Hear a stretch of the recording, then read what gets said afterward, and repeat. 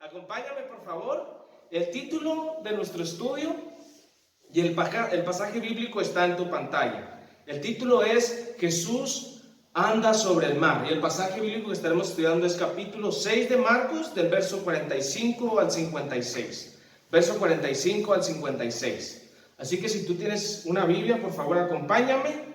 Y vamos a iniciar leyendo el verso 45 y 46, por favor.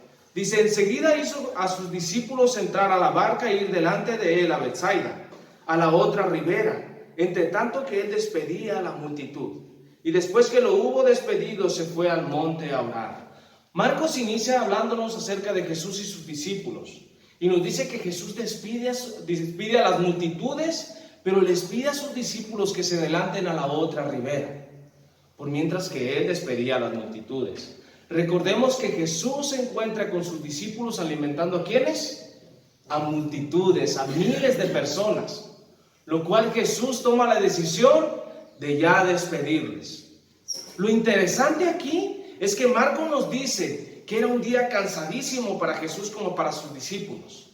Y sabes, Jesús estaba cansado.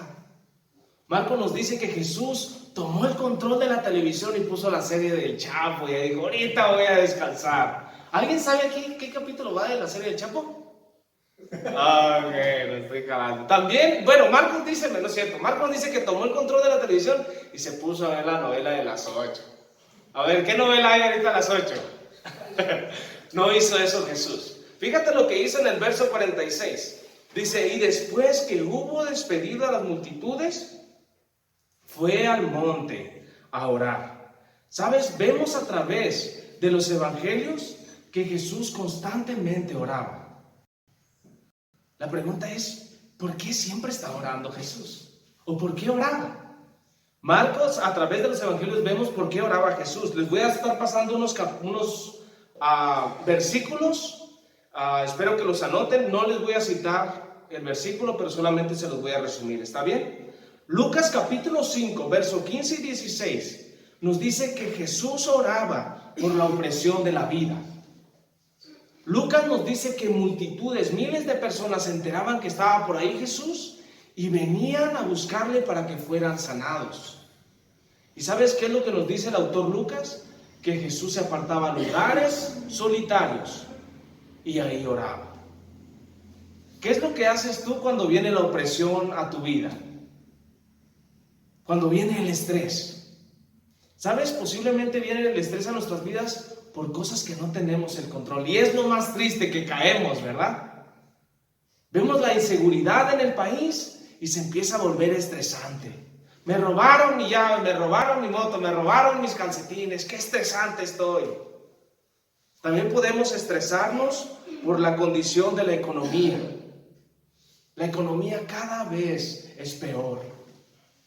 Y te empiezas a estresar muchas veces. ¿Cómo reaccionas a las enfermedades? Constantemente estamos expensos, ¿verdad?, a enfermarnos. ¿Cómo tú reaccionas a eso? ¿Te estresas? ¿Te gana la opresión? ¿Sabes? Muchas veces nos pasa. ¿Qué es lo que hacía Jesús cuando se sentía presionado? Iba y oraba. ¿Qué hacemos nosotros? ¿Vamos y oramos? Espero que lo estemos haciendo. ¿Sabes? El gobierno, Dios lo puso.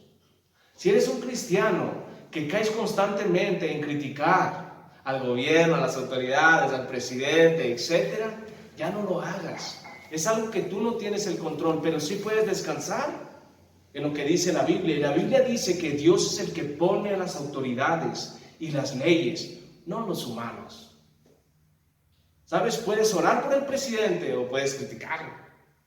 Puedes orar por las autoridades o puedes estarte quejando. O puedes orar por este país y ponerlo en las manos de Dios. O sea, aquel creyente que solamente le aumenta y le aumenta, ¿verdad?, a las cosas negativas. ¿Sabes? La Biblia nos pide y nos dice que a Dios le agrada que oremos por las eminencias, por las autoridades, por los príncipes. Y eso habla desde el presidente hasta abajo. Oremos, familia. ¿Sale? Vemos otro pasaje en Lucas capítulo 6, versos 12 al 13. Y Lucas nos dice que Jesús recibe una mala noticia. Lucas nos dice que Jesús subió a toda una noche a orar y temprano regresó y tomó la decisión de escoger a sus 12 discípulos. ¿Sabes? Jesús oraba en sus decisiones constantemente. Y sabes, es algo que yo fallo mucho.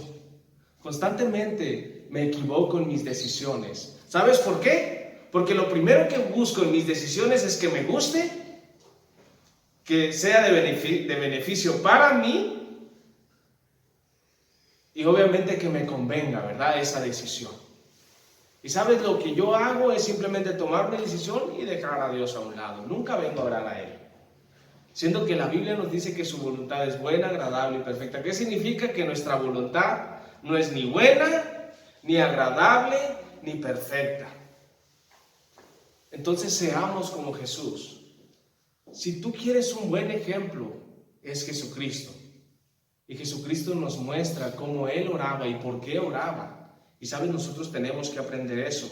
Mateo capítulo 14, verso 13 nos dice que Jesús recibió una mala noticia. A ver, levanten su mano, ¿quién recibe malas noticias constantemente? Todos. Lucas nos dice que Jesús llegó la noticia que su primo Juan el Bautista había sido decapitado, estaba muerto. ¿Y qué es lo que hace Jesús? No empieza a decir, ¿dónde está Herodes? Ahorita ¿dónde están esos sus amigos? A ver por qué lo abandonaron.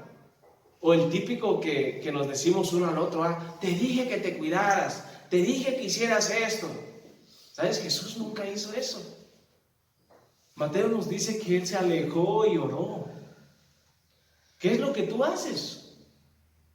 ¿Sabes? Cuando tú tienes una relación con Dios, estás preparado para las malas noticias. ¿Por qué? Porque no estamos propensos a muchas cosas en este mundo. Más ahorita con el COVID, yo me imagino que los papás están así como, ¿cómo cuido a mis hijos? Aquí los voy a tener como la gallina hace sus pollitos. Y sus hijos tienen que salir, sus hijos tienen que ir a la escuela, yo qué sé. Y los papás están todos estresados. ¿Qué pasaría si de repente mi cuenta ya no hay billete? ¿Qué voy a hacer? ¡Qué mala noticia! ¡Ay! O puedes venir a Dios y orar. ¿Qué pasaría si mi familiar se complica y necesita oxígeno y cuesta hasta 10,000 quetzales? ¿Qué voy a hacer? Y empiezas desde ahorita a darle con todo. ¿Sabes? Jesús no hacía eso, Jesús oraba. Es importante que oremos, porque te digo, te van a estar atacando todo este mundo. ¿Está bien? Tienes que venir a oración en toda situación. Y sé que estamos pasando por un momento difícil con todo esto de la pandemia, pero tú tienes una opción. Ser como los demás o recordar que tienes alguien que te escucha y alguien que está al pendiente tuyo como hijo de Dios. ¿Está bien? Seamos una iglesia oradora, hermanos, y gloria a Dios por eso. Vamos a continuar nuestro estudio leyendo el verso 47 al 52. Por favor, acompáñenme. Dice, al venir la noche, la barca estaba en medio del mar, y él solo en tierra.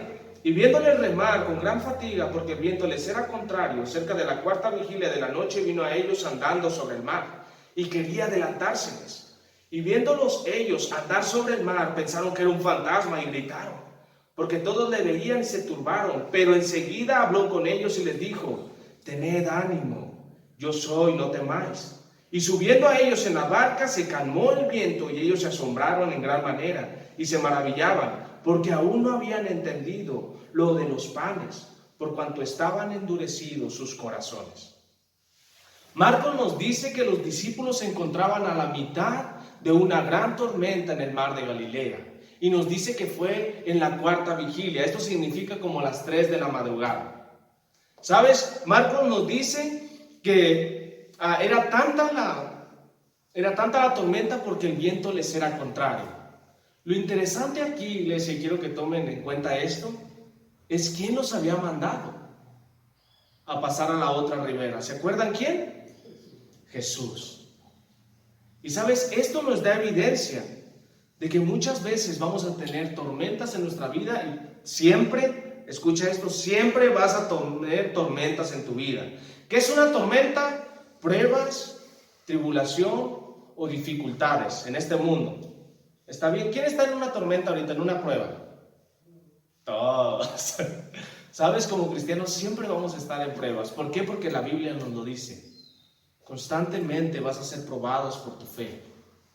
Pero hay un propósito, el crecer espiritualmente. Así que si tomas notas, te voy a dar 2 tipos de tormentas en tu vida. 2 tipos de tormentas en tu vida. Primera tormenta que está en tu vida es por obediencia. Es lo que está pasando con los discípulos. Ellos no les hubiera costado nada decir, ¿sabes qué, Jesús? No podemos. Bye, Jesús. Y regresarse, ¿verdad? Pero ellos estaban dispuestos a obedecer a lo que Jesús les había pedido. Muchas veces van a venir tormentas a nuestras vidas por obediencia. Y el propósito es crecer espiritualmente. Fíjate lo que nos dice Santiago capítulo 1, verso 3. Dice, sabiendo que la prueba de vuestra fe produce ¿qué? Paciencia. Dios permite que vengan tormentas a nuestra vida para crecer espiritualmente. La pregunta es, si tú vienes a Dios y le dices, Señor, estoy en esta prueba, en esta tormenta, ¿en qué quieres que crezca, Señor? ¿Por qué estoy pasando por esta tormenta específicamente? ¿Cuál es tu propósito, Señor, en que yo pase por esta tormenta? ¿Tú se lo has preguntado a Dios? Se lo puedes preguntar. Y Él te va a mostrar por qué estás pasando por esa tormenta. El propósito es crecer espiritual. ¿Pero en qué, Señor?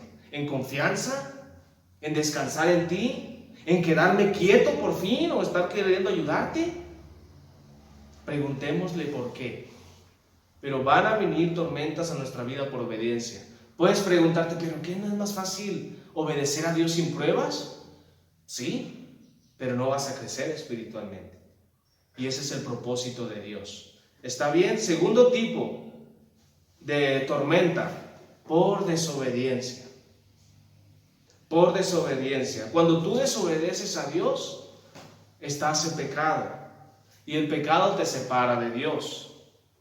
Pero tenemos un Padre que nos ama, que va a hacer todo lo posible para traerte de nuevo a Él. ¿Y sabes qué utiliza Él? Pruebas. Vemos en Jeremías capítulo 46, verso 28, cómo Jeremías le dice al pueblo de Dios estas palabras de parte de Dios. Este pueblo de Dios estaba cautivo. Habían venido reinos a reinarles y llevarlos cautivos por su desobediencia. Y esto les dice en Jeremías capítulo 46, verso 28. Dice, tú siervo mío Jacob, hablando al pueblo de Dios, no temas, dice Jehová, porque yo estoy contigo, porque destruiré a todas las naciones entre las cuales te he dispersado, pero a ti no te destruiré de todo, sino que te castigaré con justicia, de ninguna manera te dejaré sin castigo. ¿Sabes por qué hacía todo esto Dios? Por desobediencia, y la otra es porque quería que su pueblo regresara. Desde el Antiguo Testamento y siempre Dios ha hecho eso. Es tanto su amor que aún siendo nosotros desobedientes, Él hace todo lo posible para traerte otra vez. Y sabes, esa es una gran bendición para nosotros. Pobre de aquel que no tiene a Dios. Pero nosotros tenemos un papá que nos ama. Me imagino a Dieguito portándose mal y Cristian diciéndole, ok, hazlo y vas a recibir una lección. Dieguito no obedeció a su papá, se cayó y viene llorando con su papá, me caí, ay, mijito, véngase para acá. Y lo soba, ¿verdad? Así es Dios con nosotros. Pero Él va a utilizar tormentas, pruebas. Entonces, ¿cuál es la opción que tenemos? Orar y pasar a pruebas o tormentas por obediencia, ¿está bien? Siempre van a haber tormentas, pero hay 2 tipos de tormentas, por obediencia o desobediencia. La obediencia es para tu crecimiento y la desobediencia es para que regreses al Señor de tu pecado. Entonces seamos unos creyentes obedientes y enfrentemos esas tormentas, ¿está bien? Marcos nos dice que Jesús, al ver a sus discípulos remar, con fatiga vino a ellos. Lo impresionante es cómo los discípulos recibieron a Jesús, viéndole caminar en el mar. Acompáñame, por favor, vamos a leer versos 49 y 50.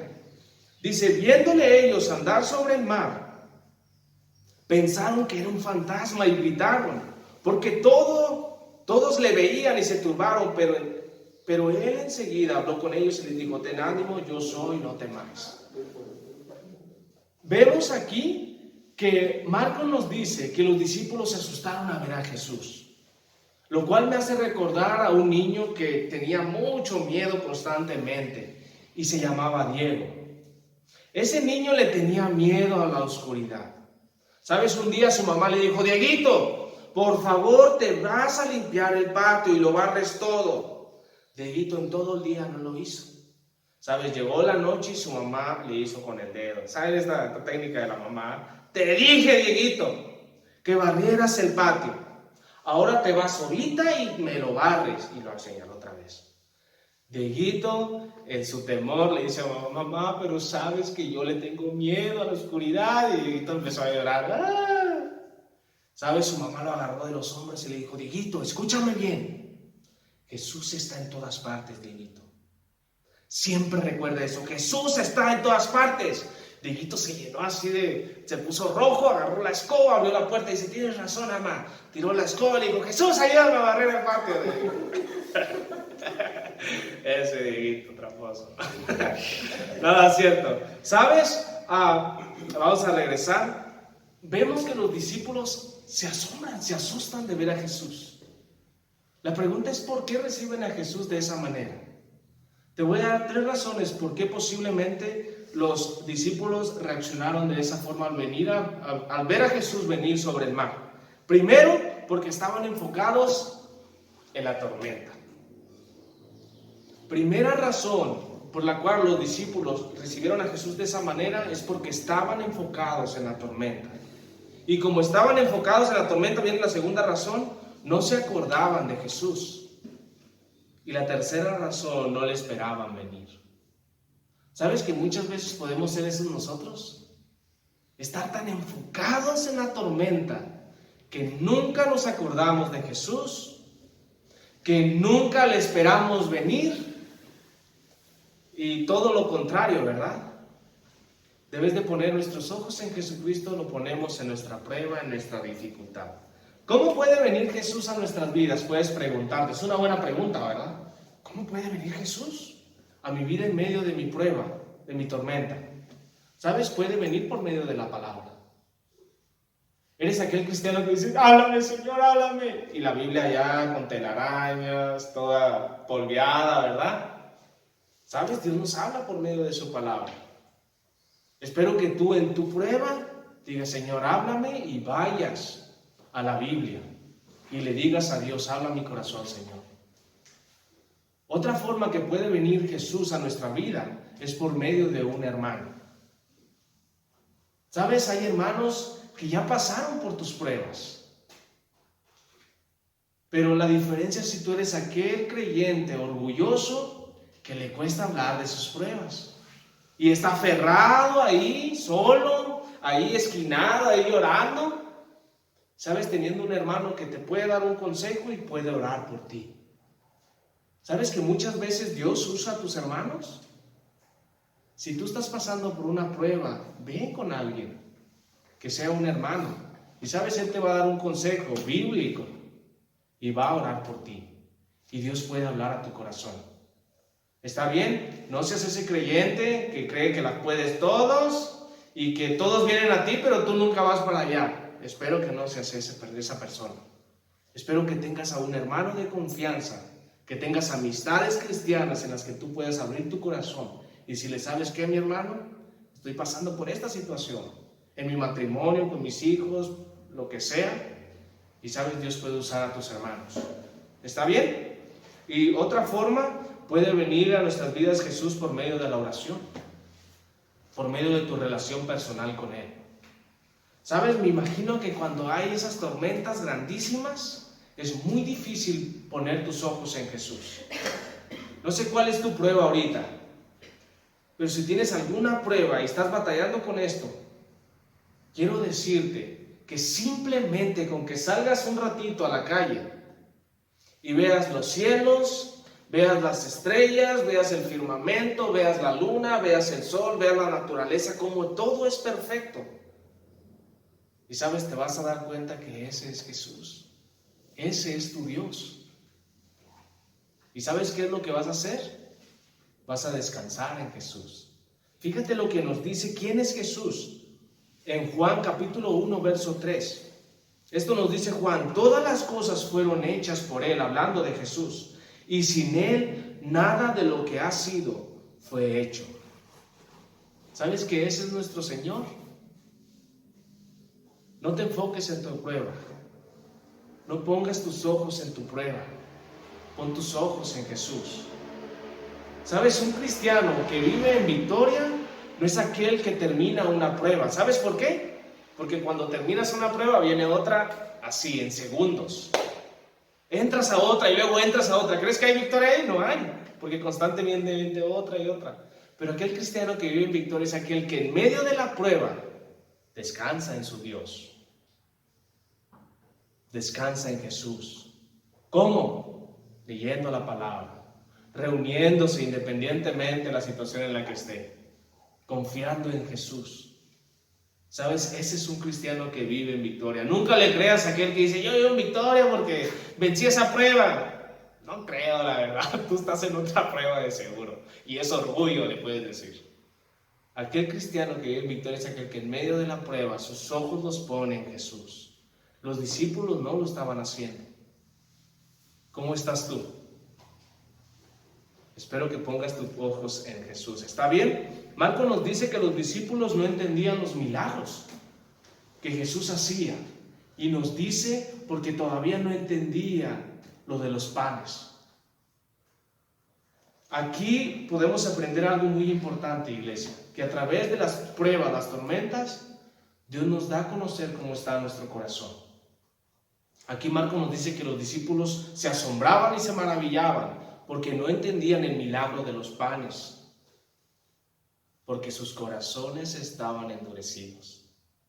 Sabes, en medio de la prueba Dios te puede mostrar cómo está tu corazón. En medio de la prueba, sabes, tú si estás confiando en Dios, estás confiando en ti. En medio de la prueba tú sabes si tus ojos están puestos en este mundo, en tu prueba, o están puestos en Jesús. Y sabes, ese es un gran propósito de Dios. Y gloria a Dios porque es para crecimiento. ¿Está bien? Vamos a terminar nuestro estudio leyendo del verso 53 al 56. Por favor, acompáñame. Dice: terminada la travesía, vinieron a la tierra de Genesaret y arribaron a la orilla y salieron a ellos en la barca. Y enseguida la gente le conoció. Y recorriendo toda la tierra de alrededor comenzaron a traer de todas partes enfermos en lechos, a donde oían que estaba. Y donde quiera que entraba, en aldeas, en ciudades o en campos, ponían en las calles a los que estaban enfermos y rogaban que se les dejase tocar tan siquiera el borde de su manto, y todos los que le tocaban quedaban sanos. Vemos aquí que los discípulos, como Jesús, no llegan a Betsaida, sino llegan a Genesaret. Ahí está una imagen en tu pantalla. Esta ciudad o esta región se encuentra al lado de Capernaum. ¿Sabes? Ahí llegan. Y Marcos nos dice que las personas que miraban a Jesús y le reconocían, enseguida iban por sus enfermos y los traían en lechos, o sea, una camilla. Y ¿sabes?